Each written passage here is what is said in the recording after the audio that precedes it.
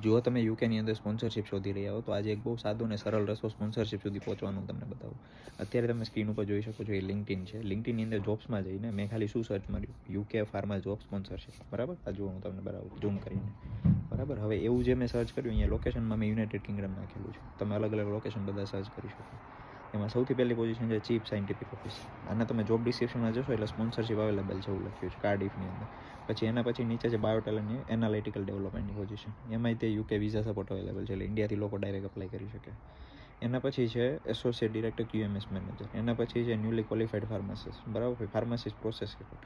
આમાં ઘણી બધી એવી પોઝિશન છે કે જેમાં સ્પોન્સરશિપ અવેલેબલ છે અને જોબ ડિસ્ક્રિપ્શનમાં લખેલું છે. આના પછી આપણે બાજુમાં જઈએ.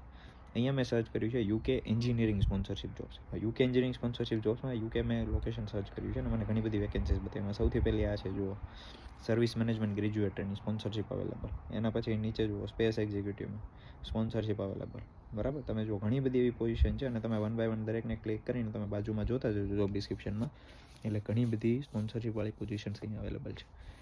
જ્યારે આપણે કોઈ એવી પોઝિશનમાં અપ્લાય કરીએ કે જ્યાં સ્પોન્સરશિપ અવેલેબલ છે, કારણ કે ઘણી બધી એવી વેકેન્સીઝ આવે કે જેમાં જોબ ડિસ્ક્રિપ્શનમાં ના લખેલું, ઘણી બધીમાં લખેલું હોય, તો આપણે ડાયરેક્ટ જો આવી પોઝિશન સુધી પહોંચવું છે તો આવી રીતે આપણે એક નુસ્ખો અપનાવી શકીએ લિંક્ડઇનની અંદર.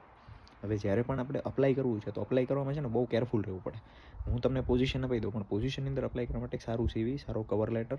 સારું CV અને સારો કવર લેટર એટલે શું, તો સાદી ભાષામાં કહું કે જ્યારે કોઈ પોઝિશનમાં અપ્લાય કરો છો તો એ પોઝિશનનું જોબ ડિસ્ક્રિપ્શન છે અને તમારે 1 કલાક વાંચવું પડે. એક પ્રિન્ટ કાઢો, પ્રિન્ટ કાઢીને તમે લાઇન કરતા જાઓ અથવા હાઇલાઇટ કરતા જાઓ કે શું એસેન્શિયલ ક્રાઇટેરિયા છે. એસેન્શિયલ એટલે ફરજિયાત એ વસ્તુ તમારી જોડે હોવી જોઈએ પોઝિશનમાં જવું હોય તો. અને બીજું ડિઝાયરેબલ ક્રાઇટેરિયા. પછી એક્સપિરિયન્સ લેવલે હોય કે એજ્યુકેશન લેવલે હોય, આ એક વસ્તુ તમે સમજો પહેલાં. પછી એ જે દરેક વર્ડ્સ છે, દરેક જે રિક્વાયરમેન્ટ છે તમારા CVમાં હોવી જોઈએ. અને CVમાં જે વસ્તુ લખો છો એ પછી કવર લેટરમાં તમારે એક્સપ્લેન કરવી જોઈએ. ફોર એક્ઝામ્પલ હું તમને કહું કે તમને QMSનો 1 વર્ષનો એક્સપિરિયન્સ હોવો જોઈએ, ફોર એક્ઝામ્પલ. તો તમે QMSમાં કામ કર્યું છે, QMSની પોઝિશન ઉપર, એવું કદાચ CVમાં તમે ક્યાંય બતાવો એક્સપિરિયન્સ લેવલે ફાર્મામાં, તો CVમાં તમે જે બતાવ્યું છે કવર લેટરમાં તમારે એક્સપ્લેન કરવું પડે કે at this work place I work from this to this duration and I play this roles on this position, બરાબર. તમે જે રિસ્પોન્સિબિલિટી લીધી હોય કે જે વર્ક ટાસ્ક કર્યો QMSની પોઝિશન, તો ધીસ ઇઝ હાઉ કે જે તમારે આ વસ્તુની જરૂર છે એ મારા CVમાં છે અને મેં ક્યાં ક્યાં કામ કર્યું છે, શું કામ કર્યું છે, કઈ રીતે મેં બધું ટાસ્ક ચેલેન્જીસ ફેસ કર્યા છે, એ તમારે કવર લેટરમાં કહો. તો જ્યારે કોઈ રિક્રુટર તમારું CV વાંચે છે, તમારું કવર લેટર વાંચે, તો એને એ ખબર પડી જાય કે મારે આની જરૂર છે, એ બધું આની જોડે છે. તો CV અને કવર લેટર બનાવવા શું ધ્યાન રાખવું એનો વિડીયો હું તમને મોકલી દઉં, ખાલી કોમેન્ટમાં લિંક લખી દો. અને આવી રીતે લિંક્ડઇનમાં સર્ચ કરો તો 100% પોઝિશન મળશે. જો ના મળે તો તમારો જે પણ સબ્જેક્ટ છે એને કોમેન્ટ કરો એટલે હું તમને શોધવામાં હેલ્પ કરીશ.